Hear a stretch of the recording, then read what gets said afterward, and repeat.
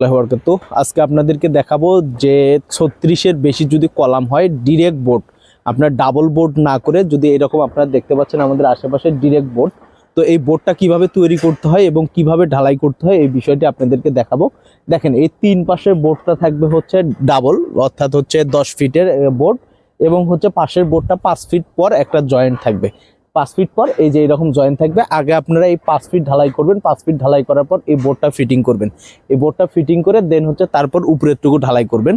তো যদি আপনারা এটা ডিরেক্ট করেন তাহলে আপনাদের কি সমস্যা, আপনারা যখন উপর থেকে মশলাটা ফেলবেন তখন 10 ফিটের একটা মশলা পড়বে, পড়াতে নিচের দিকে পাথরগুলো চলে যাবে, বালুগুলো উপরের দিকে উঠবে।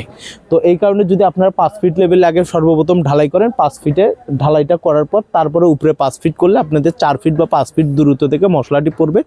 এটা সিমেন্টের মিক্সার পদার্থ এবং হচ্ছে পাথরটা আলাদা হওয়ার সম্ভাবনা নাই।